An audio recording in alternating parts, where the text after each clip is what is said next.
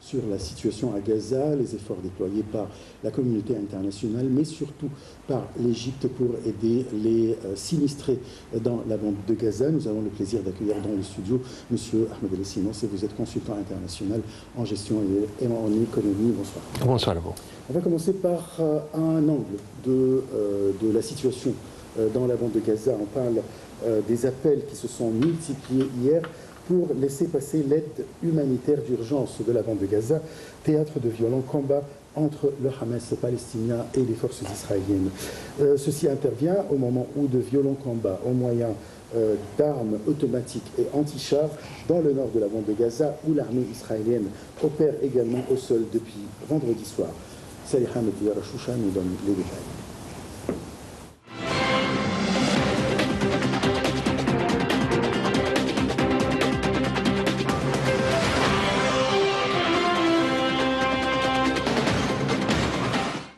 Le Croissant Rouge palestinien a affirmé dimanche que les abords d'un de ses hôpitaux à Gaza avaient été bombardés à plusieurs reprises, mettant en péril les patients et les milliers de civils venus s'y réfugier. Le territoire palestinien assiégé est pilonné sans répit par l'armée israélienne depuis le 7 octobre, en représailles à l'attaque du Hamas en Israël, inédite par son ampleur et sa violence. Le Hamas affirme que plus de 8000 personnes, majoritairement des civils et la moitié des enfants, ont été tuées depuis le début de la guerre. En Israël, plus de 1400 personnes sont mortes, essentiellement des civils tués le jour de l'attaque. Les frappes sur la bande de Gaza se sont progressivement intensifiées depuis vendredi soir. Le Premier ministre israélien Benjamin Netanyahou a annoncé samedi le début d'une deuxième étape de la guerre visant à détruire les capacités militaires et la direction du Hamas. Le Hamas a fait état dimanche soir de violents combats au moyen d'armes automatiques et anti-chars dans le nord de la bande de Gaza, où l'armée israélienne opère également au sol depuis vendredi soir. L'armée israélienne a assuré plus tôt que son aviation avait frappé des structures militaires du Hamas dans la bande de Gaza. Elle a également rapporté des tirs de roquettes réalisés depuis le territoire palestinien en direction du centre et du sud d'Israël. Les États-Unis ont appelé Israël à prendre toutes les mesures possibles à sa disposition pour faire la distinction entre le Hamas, cible militaire légitime, et les civils qui ne le sont pas. Le ministère de la Santé à Gaza, dirigé par le Hamas, a signalé 57 attaques contre des installations médicales depuis le début de la guerre. Le chef de l'Organisation mondiale de la santé a de son côté jugé que l'ordre d'évacuer l'hôpital d'Al-Quds était profondément préoccupant. Israël accuse le Hamas de se servir des hôpitaux pour cacher des armes, ce que le Hamas dément. Le ministre israélien de la Défense a accusé dimanche le Hamas de manipulation psychologique au sujet des otages, après que le mouvement palestinien s'est dit prêt à les libérer en échange des prisonniers palestiniens incarcérés par Israël. Le Hezbollah, allié du Hamas, a indiqué avoir abattu au-dessus du territoire israélien un drone israélien avec un missile sol-air et a annoncé la mort d'un de ses membres. Dans une enquête publiée dimanche, l'organisation Reporters sans frontières affirme que les journalistes ont été ciblés.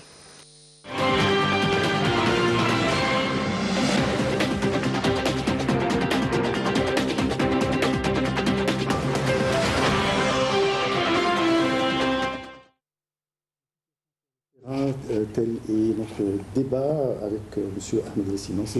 Je rappelle que vous êtes consultant international en gestion et en économie. Là, qu'est-ce qui se passe sur le terrain actuellement? Au début, c'était le Hamas qui a frappé, et puis maintenant, c'est Israël qui frappe. C'est pas frapper, c'est beaucoup plus sérieux que ça, c'est plus profond que ça.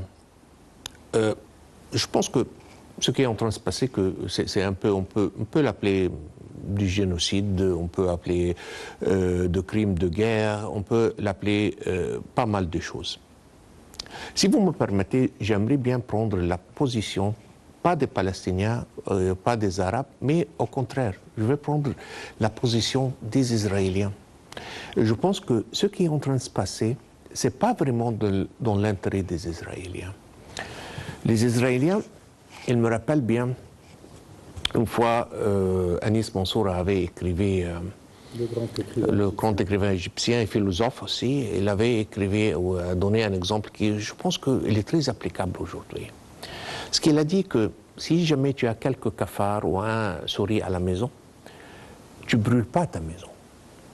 Je pense que ce que Israël essaye de faire, est en train de faire maintenant.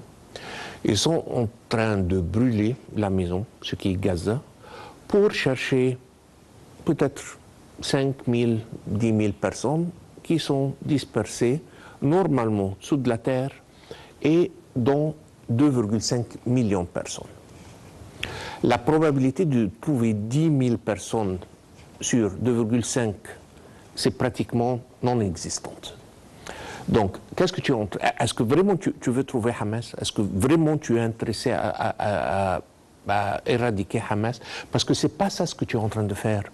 Ce que tu es en train de faire, pratiquement, et c'est pour cela que j'ai dit que je veux prendre la position des Israéliens eux-mêmes, ce que tu es en train de faire, tu es en train de grandir Hamas, tu es en train de ajouter des martyrs qui sont prêts à faire des attaques de suicide, parce que quand quelqu'un, un être humain, de n'importe quelle religion, de n'importe quelle race, se trouve que il y a n'importe qui, ou un pays, ou un État, ou n'importe quoi, qui ont tué ses petits, sa mère, toute sa famille, son business, sa maison, et littéralement, il n'a rien qui lui reste dans cette vie. Normalement, il ne va pas vouloir vivre. Et là, il ne veut plus vivre, et là, on a Hamas qui dit, OK, tu peux prendre ton revanche, et en même temps, tu peux faire quelque chose pour que tu vas au paradis. Quoi? Tu vas t'exposer et tu tues n'importe combien de personnes. C'est malheureusement très faisable dans ce point-là. Donc, ce qui est en train de se passer, aujourd'hui, on a, si je ne me trompe pas, la compte est presque 8000 et quelques morts, y compris presque pas loin de 3000 et quelques enfants, et des femmes. Donc, ce qui reste, qu'est-ce qu'ils en pensent? La population, le 2,5, si on avait Hamas qui était 10 ou 15 ou 20 000 personnes qui voudraient attaquer Israël, ils étaient extrémistes et ils étaient ce qu'ils étaient. Et on n'est pas avec Hamas, on n'est pas avec attaquer les civils, on n'est pas avec attaquer... et c'est pas dans la culture, c'est pas dans la religion, c'est pas vraiment comme ça qu'on doit faire la guerre. Mais ça, c'est une autre discussion. Mais maintenant, qu'est-ce qui est en train de se passer? Ce chiffre de 10 ou 15 ou 20 000, vous êtes en train de l'alimenter avec de la population qui est 2,5 millions. Un gosse qui a 8 ou 5 ou 10 ans, qui survit tout ce qui est en train de se passer, comment il va être? C'est quoi son profil psychologique, si vous voulez? On est en train de créer des terroristes. Excusez le mot, mais ce n'est pas dans l'intérêt d'Israël. Je pense que ce qui est en train de se passer, c'est un revanche aveugle. Il veut faire beaucoup de bruit pour des raisons très politiques, locales, qu'il ne peut pas dire que je n'ai rien fait, ce qui s'est passé dans le 7 octobre, je n'ai pas réagi. J'ai réagi, je suis en train de tuer beaucoup de gens. Mais, et puis, où est-ce qu'on va aller? On va créer même peut-être des extrémistes qui sont plus extrêmes que Hamas elle-même. Est-ce que c'est ça la solution? C'est la guerre qui va durer. Pour toujours, oui, ça ne va jamais finir. Mais on doit garder la tête froide et avoir une discussion. Et quand même, la suppression, c'est l'état des 2,5 qui sont littéralement enfermés dans une très grande prison ouverte. Ça ne peut pas être une solution normale pour cette population palestinienne. Et là, je ne dis pas ce qui est juste, mais là, ça ne peut pas marcher comme ça. Passer le problème en Égypte d'une partie et en Jordanie d'une autre, ce n'est pas une solution. Ça va créer un problème qui est beaucoup plus grand. Parce que si jamais, ce qui ne va jamais arriver, mais si jamais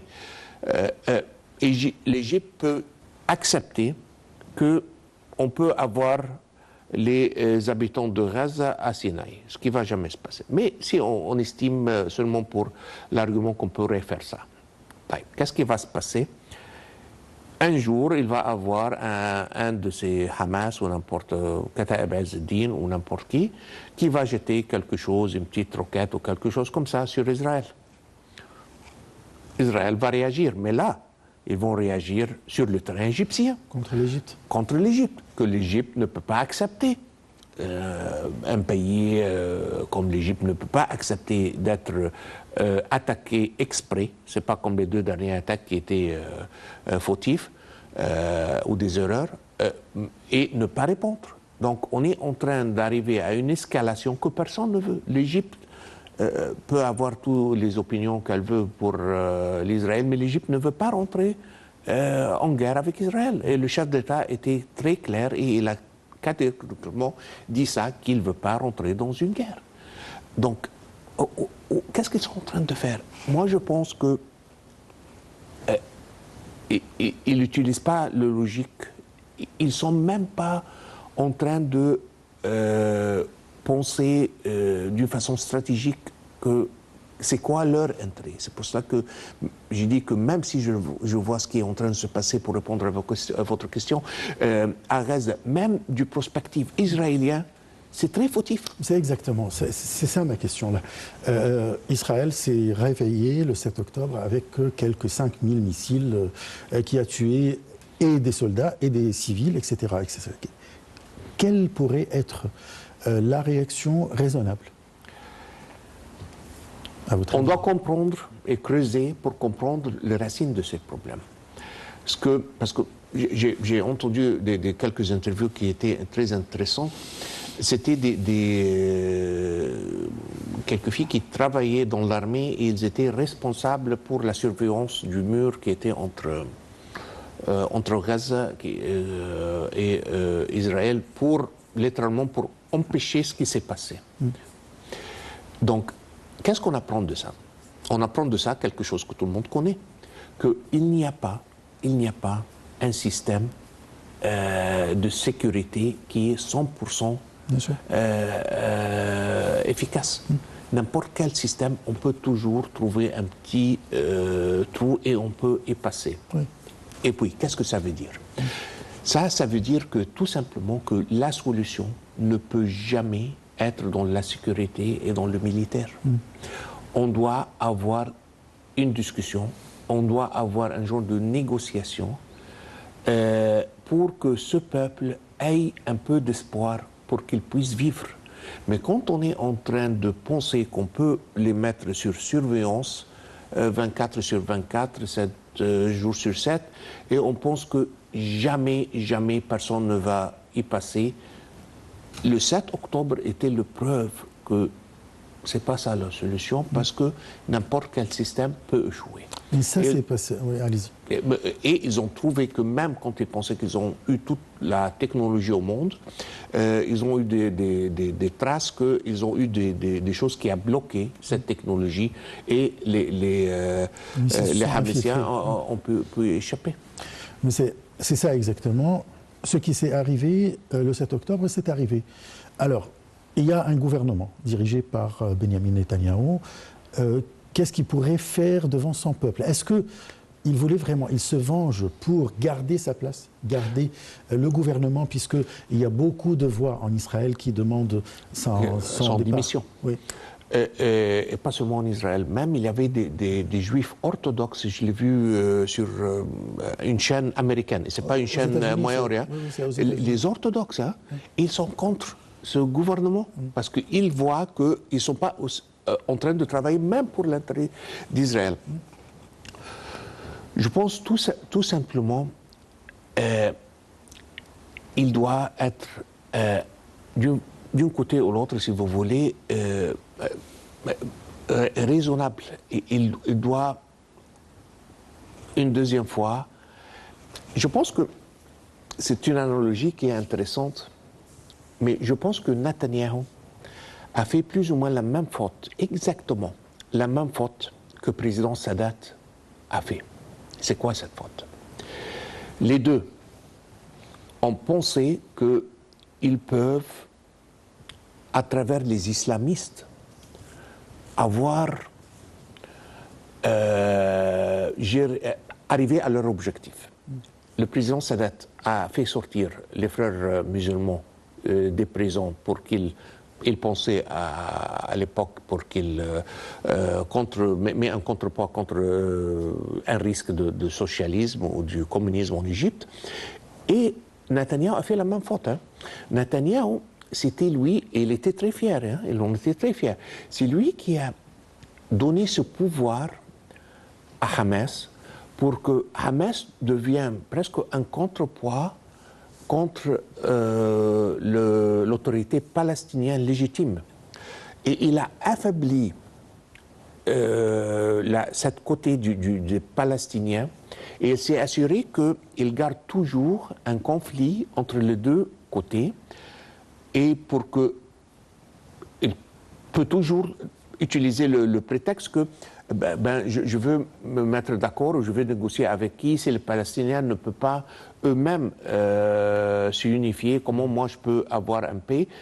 Mais il a un peu trop utilisé ce prétexte que Hamas est devenu trop fort, qu'ils l'ont attaqué. C'est comme on prend un serpent et on le garde à la maison.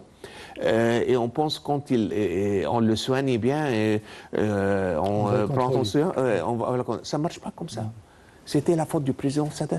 Et je pense que lui, ça va, pour le président Sadat, malheureusement, ça lui a coûté sa vie. Et là, je pense que ça va lui coûter sa position. Et là, lui aussi, on ne peut pas oublier que Netanyahou a pas mal des défis. Des défis personnels. Lui, il sait très bien que la seule chose entre lui, plus ou moins, et la prison, parce qu'il a plusieurs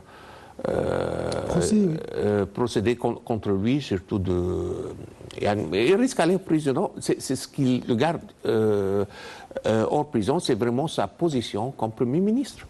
Le jour où ça va se terminer, probablement, il va être en prison. Et là, il est en train de se défendre, si vous voulez, personnellement.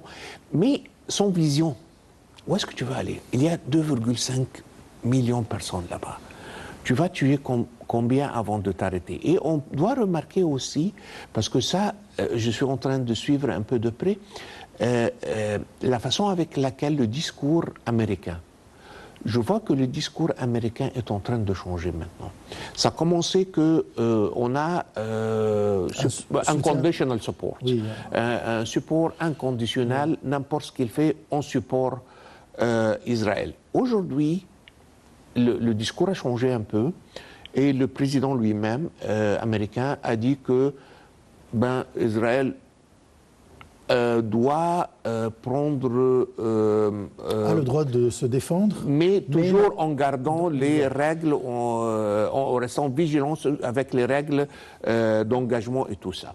Donc le discours est en train de changer. Et je pense en Europe aussi avec...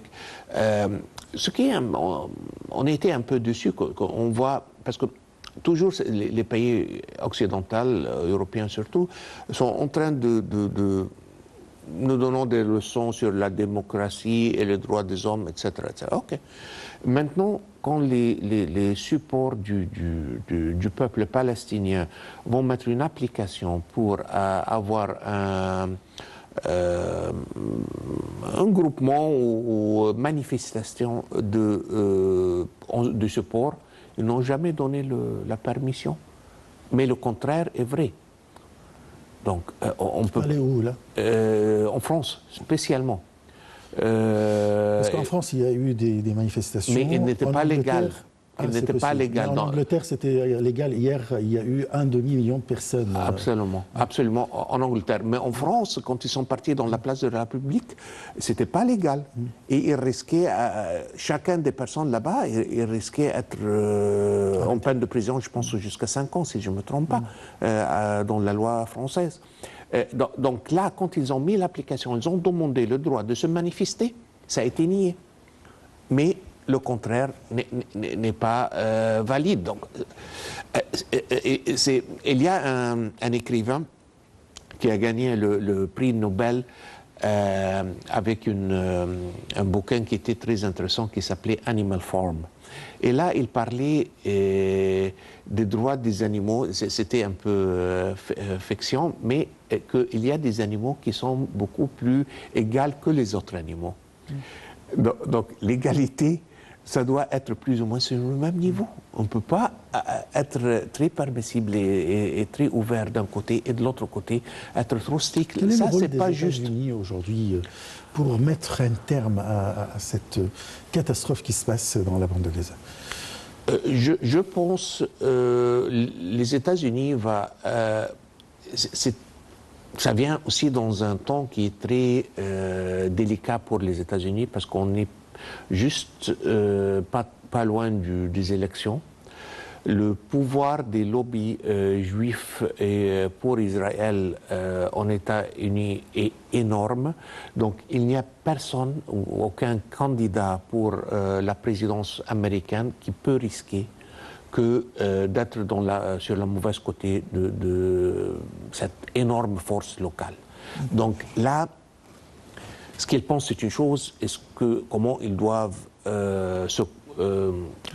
réagir, ça peut être une autre.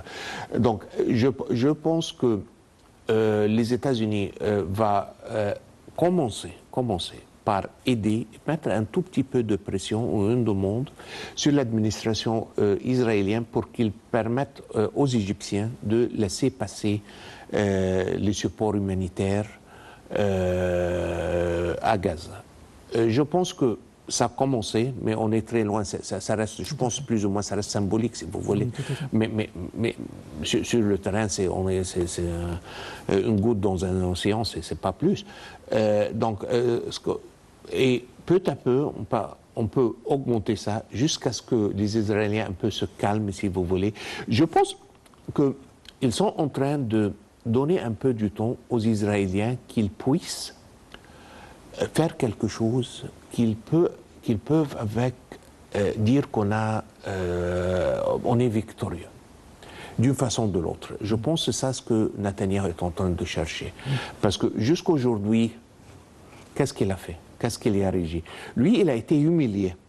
Et lui et tout son intelligence, les différents systèmes, le Shabak, tout le monde a été humilié parce qu'ils sont en train d'utiliser beaucoup du marketing, de dire on est très fort, on est le plus fort du monde, blablabla, oui, mais sur le terrain, ils étaient humiliés. Oui, okay? Donc lui, il veut quelque chose qu'il peut retourner avec à son peuple, dire j'ai attrapé ça, j'ai détruit ça, et il veut un genre de...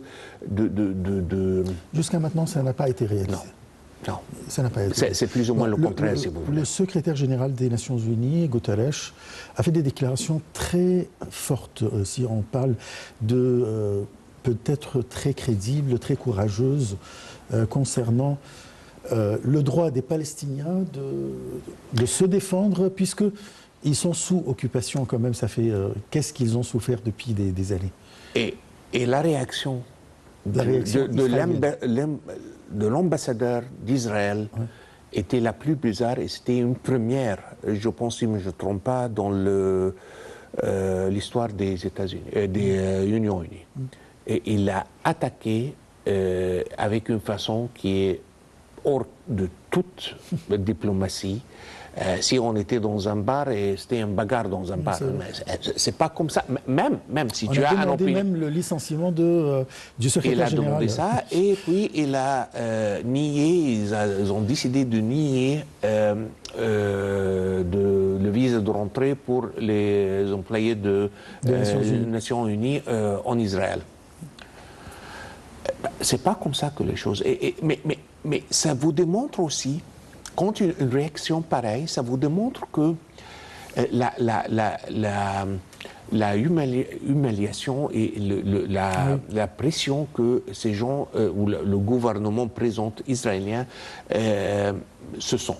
C'est énorme, ils se sont une fois humiliés, ils ont perdu face à leur peuple, à les gens qui l'ont électé, parce que Et eux, ils devaient être les plus agressifs. C'est la plus extrémiste dans l'histoire d'Israël depuis 1948. Mais là, c'est c'est la façon ou c'est la fois la plus agressive. C'est l'attaque la plus humiliante en même temps pour l'État israélien en même temps. Donc, je pense que ça va envoyer le message au peuple israélien une deuxième fois que c'est pas la force qui va résoudre cette histoire. Et on a 8 millions de personnes. On n'est pas en train de dire que c'est pas un petit clan ou un petit tribu ou quelque chose. 8 millions de personnes. C'est une population de 2 pays en Europe. Donc c'est énorme. Donc on doit trouver une solution logique. C'est pas la question que autant mettre encore de pression, parce que ça éclate un jour. C'est vrai. On va avoir comme ce qui s'est passé le 7 octobre. Mais ça risque de s'aggraver. Ce que je crains, même pour Israël aussi, parce que ça risque de s'augmenter et d'être encore plus grave. Parce que les atrocités qu'on est en train de voir à Gaza, il ne va pas tuer les 2,5. Tout à fait. Si même il va tuer 100 000, avec n'importe quelle exagération de projection, si vous voulez, on va avoir 2,4 millions qui vont être vraiment focalisés sur une seule cause, c'est un revanche. Et là, on va commencer un cycle de violence et contre-violence et violence qui ne va jamais finir comme ça. Oui. La seule solution qu'on vient tous sur table et on se met d'accord et on résout cette histoire. Comme l'Égypte a fait. Oui, sur la base de 2 États. Voilà. C'est comme tout le monde, même le président américain l'a dit. Comment ils sont les 2 États? C'est quoi le contrôle? Comment il prend ses sécurités, si vous voulez, qu'il ne va pas être attaqué? Tout ça, ça reste à discuter. Mais ce qui est en train de se passer, c'est pas, comme on dit en anglais, it's not sustainable. On ne peut pas rester sur cette voie pour longtemps. Bon, je passe à un autre angle concernant ce sujet. Dans un communiqué publié par le compte officiel du ministère des Affaires étrangères égyptien, le porte-parole du ministère a affirmé que l'Égypte n'a épargné et n'épargnera aucun effort pour accélérer l'acheminement de l'aide humanitaire vers la bande de Gaza. Ce sont les mesures adoptées par la partie israélienne qui obstruent l'acheminement de l'aide. Pardon. 10 camions d'aide humanitaire ont pu entrer hier via le point de passage de Rafah avec l'Égypte, portant à 94 le nombre de véhicules arrivés depuis le 21 octobre, selon le Croissant Rouge palestinien. Salih Ahmed Yarashoucha.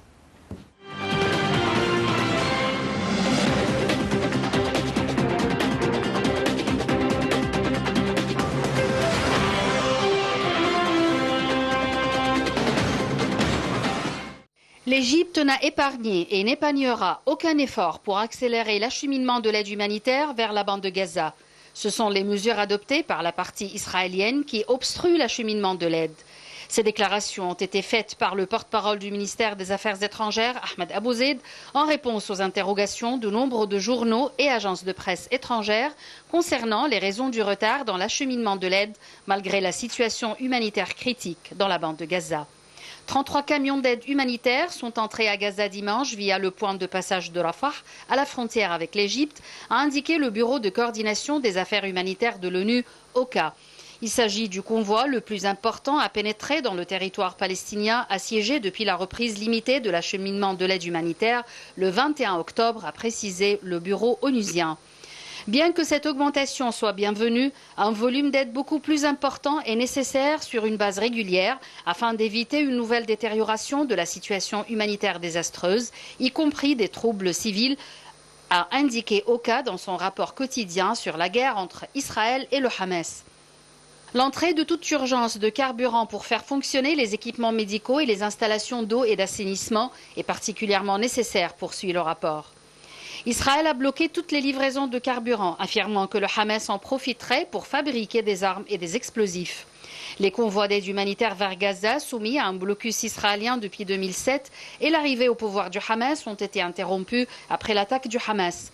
Au total, 117 camions d'aide humanitaire ont pu entrer à Gaza depuis le 21 octobre. La majorité d'entre eux, environ 70, contenant du matériel médical, 60 contenaient de la nourriture et des produits nutritionnels et 13 camions de l'eau et des équipements sanitaires. Avant le siège, quelques 500 camions transportant de l'aide et d'autres marchandises entraient chaque jour dans la bande de Gaza. Avant d'arriver à Rafah, les camions sont inspectés au point de passage de Nitzana, entre Israël et l'Égypte, à environ 40 km de Rafah, a indiqué l'OCA.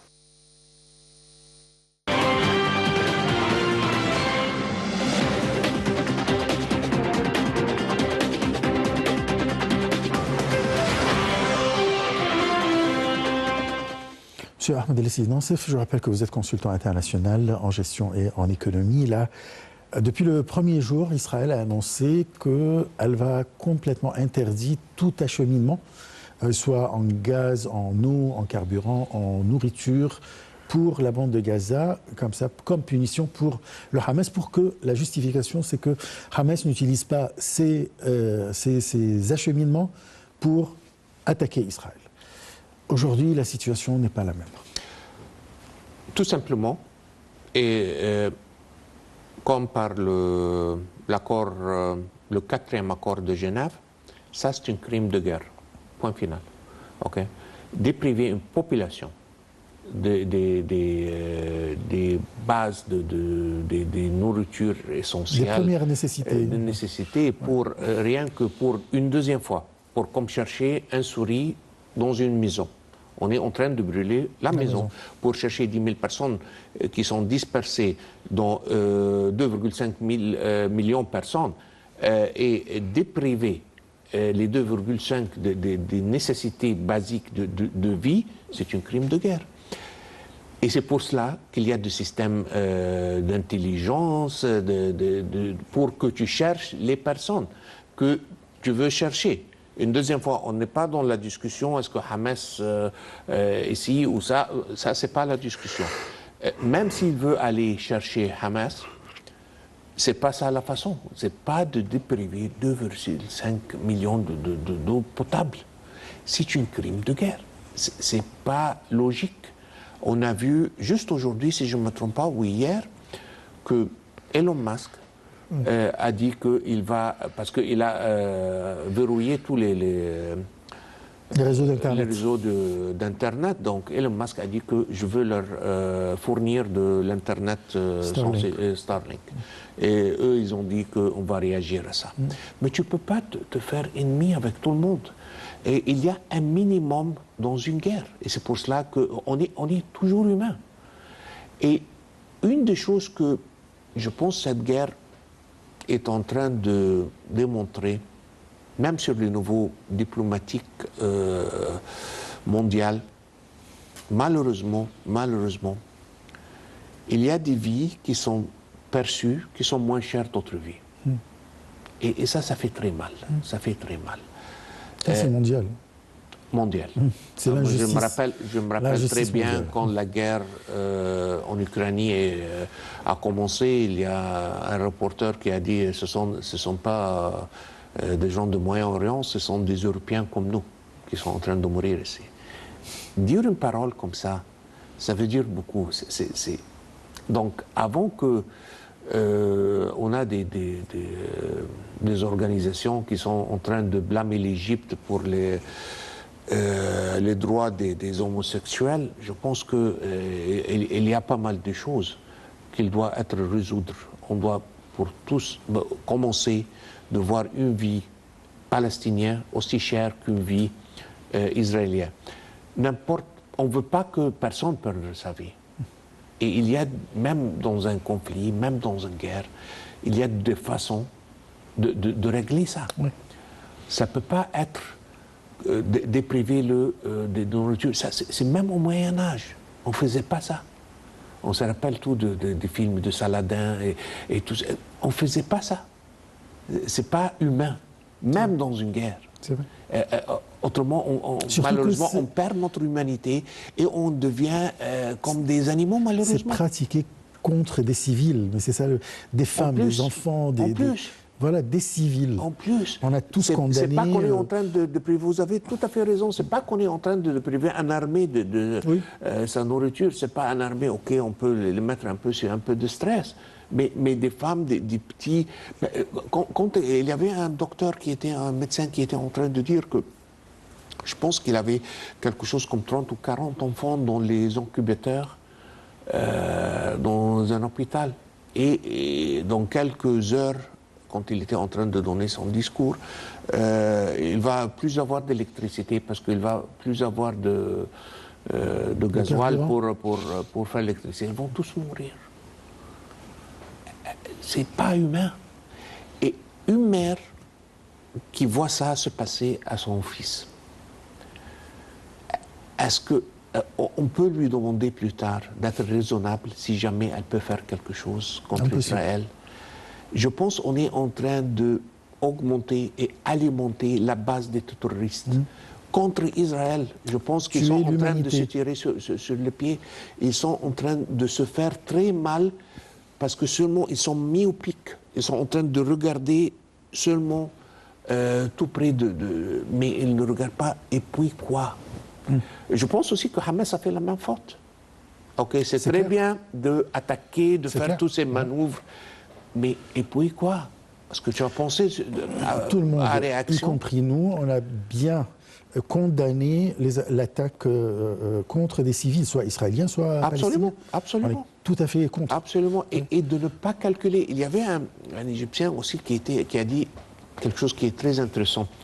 Si tu avais planifié tout ça, et c'est toi qui plus ou moins régné Gaza, est-ce que tu as jamais pensé à comment se préparer dans une guerre, pour une guerre? Voilà. Parce que si tu fais ça, c'est très normal qu'on va s'attendre que les Israéliens vont attaquer. Est-ce que tu as mis assez de rations de nourriture? Est-ce que tu as pensé à ton peuple? Absolument. Voilà. Apparemment que non. Donc on espère que la violence va se terminer, qu'on arrête de perdre de vie de tous les côtés et on commence un vrai processus de paix pour résoudre cette histoire. Nous avons un troisième angle dont on va parler tout à l'heure, c'est le président Abdel Fattah el-Sisi qui a reçu aujourd'hui, ou bien plutôt hier, un appel téléphonique de son homologue américain Joe Biden. La situation sécuritaire globale du Moyen-Orient a été discutée lors de cet appel, ainsi que les derniers développements de l'escalade militaire dans la bande de Gaza et l'importance d'empêcher l'expansion du conflit au niveau régional.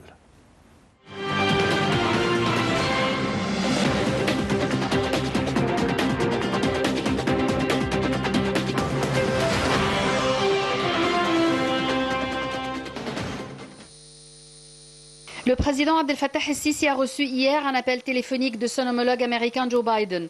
Les deux leaders ont discuté de la situation sécuritaire globale au Moyen-Orient, des derniers développements de l'escalade militaire dans la bande de Gaza et de l'importance d'empêcher l'expansion du conflit au niveau régional.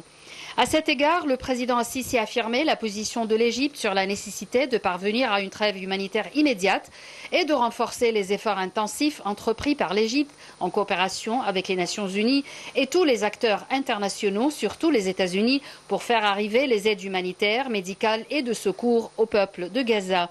Les deux leaders sont convenus de l'importance d'intensifier les efforts pour accroître l'aide de manière tangible, efficace et durable, dans des quantités qui répondent aux besoins humanitaires des habitants de la bande.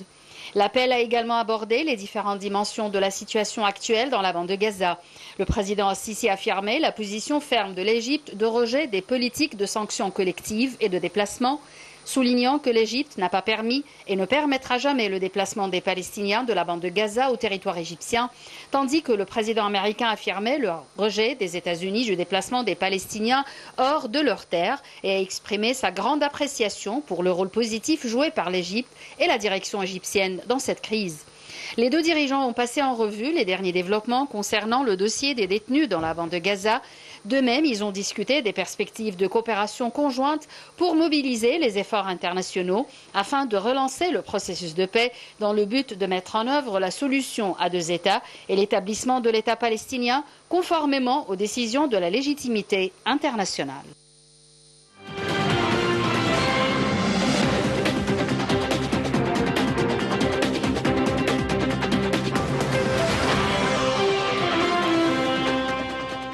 là, durant l'appel téléphonique entre le président El-Sisi et le président Biden, le président El-Sisi a mis en garde contre l'expansion de la guerre dans la région. Qui pourrait être un candidat? Clairement, c'est Iran, oui. Et pas nécessairement directement par l'armée iranienne, mais Iran a toujours eu une stratégie de mettre si vous voulez, des représentants un peu partout. Oui. Donc on a ça en Irak, on a Hezbollah dans le sud du Liban, qui est le nord d'Israël, et on a le Houthis au Yémen, ce qui était responsable pour cet accident qu'on vient d'avoir. Oui. C'était pas un attaque, c'était un accident parce que eux, ils ont visé Eilat. Oui, mais malheureusement, ils l'ont raté. Ça tombait en Égypte, malheureusement. Mais c'est pas très loin, c'est-à-dire ça fait... C'est 10 km. Oui, quelques kilomètres. Voilà. Et c'est très normal parce que lui, il a envoyé de très très loin, presque 1000 et quelques kilomètres. Oui. Tout à fait au sud de la mer Rouge. Oui, absolument. Oui. Jusqu'au, littéralement, tout à fait le nord de la mer Rouge. Et quand il rate ça par 10 km, c'est très normal. Mais si jamais, parce que maintenant aussi, on doit comprendre la position de Iran. Iran, c'est pas comme l'Égypte, par exemple, parce qu'on a un accord de paix avec Israël et on veut résoudre ça, mais sans aggraver la situation et sans que on se fait du mal. C'est très normal. Bien sûr. Mais là, on a Iran qui est tout le temps contre Israël, ils sont en train de voir le maximum d'atrocités, des agressivités israéliennes contre un peuple civil non armé. Et eux, ils ont leurs représentants qui sont Hezbollah et qui est beaucoup s'amélioré. Ils ont aussi de Hezbollah, il y a deux parties de Hezbollah. Il y a Hezbollah au Liban, il y a Hezbollah en Syrie. Et donc pratiquement, ils entourent Israël, si vous voulez. Ils ont le Golan, et là, ça peut être un endroit d'attaque, et ils ont le nord qui vient de la Sheba et toute cette partie au sud du Liban. Donc, si jamais Iran s'engage dans la guerre, toute la région va être vraiment en risque. Vraiment, dans un risque sérieux, parce que la réponse va être comme ça a été en 2006 contre Hezbollah, mais ça a touché le Liban. Donc, le Liban déjà est un pays qui a pas mal de problèmes aujourd'hui. La dernière chose qu'il a besoin, c'est une guerre ou être bombardé militairement. Donc, ça pareil pour la Syrie. Et pour la Syrie. Et pour le Yémen. Tout à fait. Oui, voilà. Donc, toute cette région, et Irak, ok, parce qu'ils ont leurs miliciens là-bas qui sont attaqués, attaqué les bases américaines. Donc ça, c'est un très grand risque. Et je pense que le président Sisi a essayé de calmer les choses avant que ça soit trop tard. Et on espère une deuxième fois qu'il devient raisonnable, et qu'il arrête cette violence noire qui ne peut pas aboutir à quelque chose de positif, et il retourne une deuxième fois et on commence une vraie négociation pour la paix. La table de négociation, ça c'est ça la solution, c'est ça la vraie solution. Je vous remercie beaucoup, M. Ahmed El-Sinossef. Je rappelle que vous êtes consultant international en gestion et en économie. Voilà, ça en a fait un tour, ou bien un bref aperçu sur la situation dans la bande de Gaza. Je vous souhaite une très très bonne soirée. Au revoir.